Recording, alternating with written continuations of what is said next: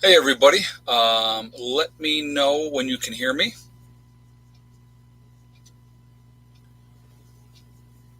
Can you guys hear me okay? Yep, we hear you. Okay, perfect. Okay, so um, obviously we're going to get into talking about how bad is the economy really. But before we get started, I just like to let everybody know if we have any technical issues or any problems tonight that I will get right back on as soon as I possibly can. And you may have to sign out, sign back in. You may not get a notification, but I will get back on again and again until we get till 20 minutes after 9. All right. So just putting that out there ahead of time. I would also like to remind everybody that this is a very family friendly oriented channel. So I would ask that you be kind, be decent to each other in the chat, and no racism, no nastiness, or anything like that. Okay. So that being said, if you decide to do that, those awesome people that you see lit up in blue will boot you out of here. So just don't do it. It's not worth it. Okay. All right. So before we get into the chat, I have to kind of do something here, and don't want a lot of questions afterwards. I don't. I'm not answering questions on this. Okay. But I'm going to make a little bit of a statement, and this is for one person and one person only, and that is Becca. Um, you know, the best way I can say it, I always like honest to a fault, which is just that's just who I am. I don't want anybody else but you, Becca. I'll be honest. That's being honest. With your reaction today, I can tell that you care because if you didn't care, you wouldn't have reacted the way that you did. And so um, I'm just putting it out there. That's who I want to be with. That's who I care about. I think about her constantly. I'm just, I'm always going to be honest. I'm always going to just be me. Okay. So, um, you know, I just being honest. Okay. So wanted to say that right in the beginning of this. So if she sees it, she sees, I mean, I will say it in front of everybody and anybody. I don't care. Okay. So anyway, that is that. All right. So I had to say it, guy. I'm sorry. No explanations. Just that's what it is. Yeah. She pretty much she got me. She said like it wasn't even trying. I said it just kind of happened. So, but anyway, it is what it is. But so there we are. So let's talk about the economy. I'm not sure if people realize how bad the economy really truly is. With everything going on, lots of distractions happening. Obviously, they are, you know, they're not showing that part of it in the news. What you're seeing in the news is you're seeing all the distractions that are out there. Okay, the whole BLM nonsense, the Antifa. They're going to throw the forest fires at you. They're going to, the whole election thing is going to be tossed at you. They're going to show everything that they possibly can show you other than the reality of what is happening in this country. Now, I don't know if people knew this, but 8 million people since the start of the pandemic in the United States have slipped into poverty. Okay. How many of you out there, even just watching, in your own neighborhoods, in your own families, how many people had a job, got furloughed, laid off, or whatever the case may be, and you might not have a job to go back to, or that company shut down permanently? There is a lot of people that are facing that reality.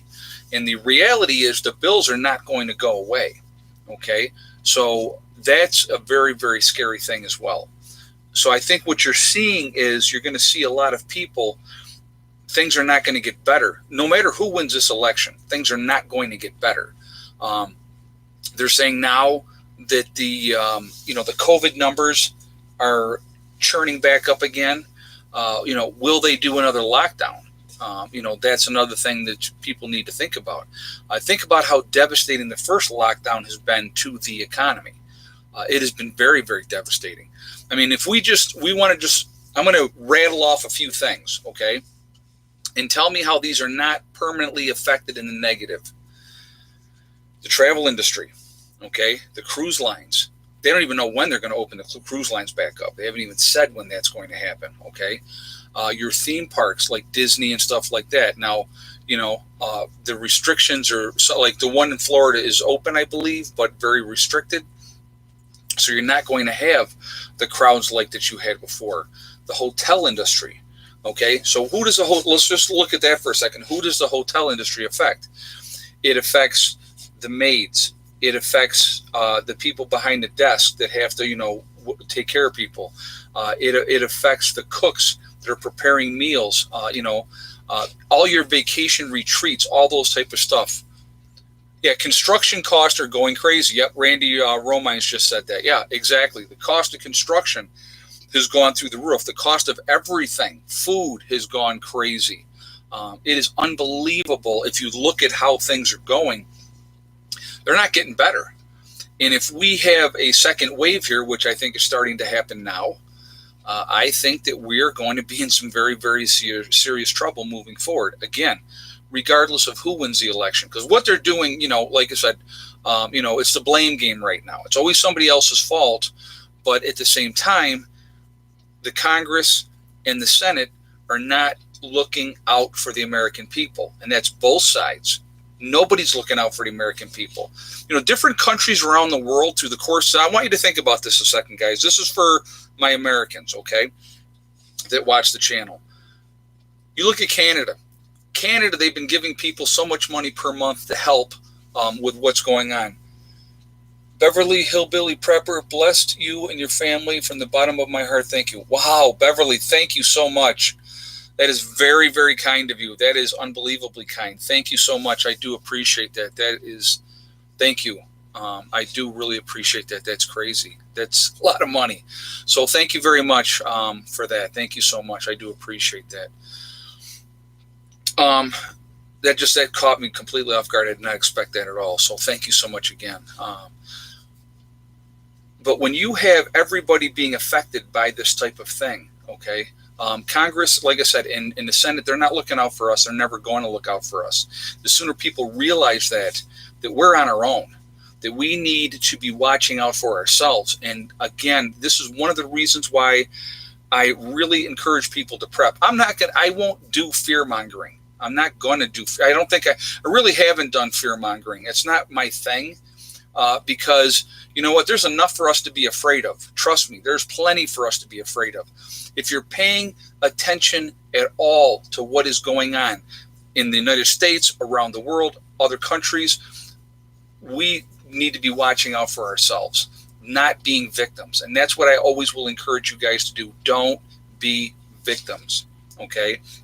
Stay positive, stay away from that negativity, and, just help yourselves. Be proactive to helping yourselves. Again, I had a conversation today with someone, and I talked about why wouldn't you just do 2 weeks worth of food and water just to give yourself that edge over everybody else. It just doesn't, I can't even fathom why you wouldn't do that. And then continue on from that point, obviously. But again, so I want to get back to what I was saying here a moment ago. Canada is giving a stipend every month to the people of Canada. What has the American public gotten? I want you to think about this, okay? Big business has got a ton of money, billions of dollars. What did the American public get? We got $1,200 a piece. And if you had two people in the household that were, had filed taxes, you got $2,400. In reality, let's talk reality. How far is that going? Maybe that might get, maybe get you through 1 month. Maybe, if you're lucky. If your expenses are very low, your rent or your mortgage is very low, that might get you through 1 month. And now they're generously talking, they might give us another $1,200. Oh, thank you for giving us our own money back. Think about that, guys. When these other countries, Germany, different places around the world, they are taking care of their people month to month because they realize how difficult things are going to be. Here's something else I want you to think about. Right now, there's a protection in place still to help renters and people that have a mortgage, okay? I'm in Canada and do not get a penny extra from the government for stimulus. I got $500 once, that's it. I'm a 5 income too. Well, oh, wow, a favorite income too. Okay. Well, I know there's certain people up there were getting help. I saw that, saw the article, and they were talking about the different countries around the world and how much they were giving their citizens. So I don't know why. Maybe it's in the province that you're in. I don't know. Any other Canadians up there? Can you tell me if you guys are getting help by the government, monthly help by the government or not? I would appreciate that if you would put that. Fixed. Okay. I get nothing. Don't trust what you read from our papers. Okay. All right. But again, so a lot of Canadians are saying they're not getting anything. Oh, hold on a second. Somebody just said something. Hold on. Some Canadians get money, but most do not. Okay. Harvey Black II said, okay, well, thank you. I appreciate that. I appreciate you, saying that. But I want you guys to think about something. Right now, there's protection in place to help renters and to help homeowners if you haven't been paying your mortgage, because obviously if you're not working, if you're not working and you don't have that income coming in, how are you going to pay that? You have to prioritize what's important, and that's feeding your family, and obviously those type of things. Car repairs, car maintenance, car insurance, cell phone bills, all those type of things. There's other things that have to be paid. So people have not been paying their mortgages. They have not been paying, they have not been paying, their rent. So what happens when that protection goes away? Do you realize how many people in this country are going to be booted out of those apartments, booted out of their homes because of non-payment? A lot. It's going to make 2008, when they had the big crisis, look like a Christmas vacation. That's what that's going to look like. And it may take time, but they're going to get rid of these people out of their homes that haven't paid. And think about the people that own these buildings. They're not collecting rent because people aren't paying their rent. Okay. How are they surviving? How are they keeping their heads above water? Because guess what? If your renters are paying rent or not, the taxes still come due on those buildings, in the places that you own. So, it's just the whole situation. 40 million people will be homeless. Patricia Naughton Termy said that. I think I said your last name wrong, but I apologize if I did. But yeah, record homeless numbers. Exactly. More and more people are suffering. And it's like our government does not care. I can't get that. I can't make that clear enough. It's very, very sad. So if you think one party or the other party is going to make any kind of difference, regardless of who you vote for, okay, they don't care. Because if they cared, they'd have done something by now. They would have helped small businesses. You look at the number, guys, of small businesses that have gone out of business, that are never coming back into business. It is tremendous. And, and think about the amount of money. Think about the amount of money that those small businesses put into the economy. So let's say you got a small mom and pop business and you maybe employ 3 people. Okay. Well, that's 3 people that are counting on that paycheck every week to take care of their bills. Now that small mom and pop business goes goes under, and they have to close up doors. It doesn't only just affect them, it affects those other 3 people. And then again, where's the revenue coming from? Think about these states. Let's talk about, I'm in New York. You guys know I live in New York State.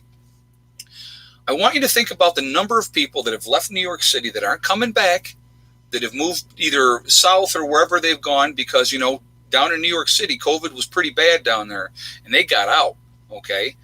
Where I'm at, the numbers are very, very low where I'm at. I think we've had like 208 or 210 cases in the county that I live in altogether, and we've had 8 deaths. And I think pretty much all 8 of those deaths were nursing home patients. So, and most of those people that had it, they've already recovered. So our numbers up here are nothing is in comparison to like the way it was in New York City, where it was really, really bad and thousands of people were dying, and it amazes me. Again, I go out in public, and I've said this before and I've stated this before, so this is nothing new to anybody. If you've watched the channel for any length of time, I don't wear a mask. Okay. Won't wear a mask because it's not doing any good. You look at the people out there, guys, and the stuff that they're using as a mask to cover their face. It's a joke. It really, really is. And again, if you're out there, this is what I want you guys to think about, okay? And we're going to use a comparison so you understand the reality of it, okay? The number of nurses and doctors in the hospitals with full protective gear on. I'm talking gloves, tape around the gloves, a mask on, a face shield on, the whole 9 yards, a gown, a complete gown, and still they got sick and they died with that much protective gear. And you're going to tell me some little piece of paper thing that won't even keep out dust out of you is going to protect you? It's not. It's not. Okay? Unless you have full hazmat gear on, it's not helping. Okay? So, and again, here's something I want you to think about too. And I said, well, if you wear the mask, here's the thing. Well, if you have the mask and you cough, it protects other people. Well, guess what? Those particles, if it's airborne, if the virus is airborne, that mask is not stopping those particles from going through that mask, that little paper cloth mask that you've been wearing for 8 hours straight that's not meant to be worn for 8 hours straight. Just let's think about this, okay? Reality. That's why I don't wear a mask. First of all, you're cutting down your O2 levels. You absolutely are. You can't tell me you're fine breathing through this paper that smells like crap, and it's helping you and it's helping other people. It's not. Okay, you're actually hurting yourself. Something that you need to think about: our natural immunity is being repressed with everything that is going on. Constant disinfecting, constant everything that is being done. It's hurting our immune systems. And when you're breathing in your own carbon monoxide, because that's what you're breathing out into the mask, you're breathing some of that back in, that's not good for you. How do people get it if they don't go anywhere? Well, exactly. That's the whole thing. You compromised people are at the highest risk. Okay. Your morbidly obese people, anybody that has, complications as far as health issues, your elderly have been very, very susceptible to it. A lot of elderly people have died. It's very unfortunate. Okay. But again, N95 works, but must be fitted and used properly. I work in an ER. Yeah, well, and if you have an N95, but how many people out there you see wearing an N95? I don't see those people because they're more expensive. They don't have that. Some of the stuff that I've seen is so ridiculous that I want to just say, why are you bothering? Have the mask on and have it to here, okay? Or they have the mask all the way down below their chin. All right. You have a beard like I have. Okay. If you have a beard like I have and you have your paper mask on, it's not helping. It's not. So, again, if it's properly fitted and you have a mask that's tight to your face, that can help. But that's not what people are wearing. When you're wearing a bandana or a scarf or, whatever, it's not helping. So just, stop being sheep. That's what I look at. When I'm out and about, I look and I go, it's nothing but a bunch of sheep out here. My own daughter's one of them. So don't even think that I'm not including her in that. She wears a mask wherever she goes. And then she tells me, oh, you're ridiculous, Dad. Well, no, I want to breathe, number one. And I, as a nurse, I realize how ineffective, that's the problem. How ineffective what people are using and what they're doing, how ineffective it is. When you have your cashier at the gas station that's there for 8 hours a day, and even when they have a cloth mask on, it's just not doing it. It's just not. And it's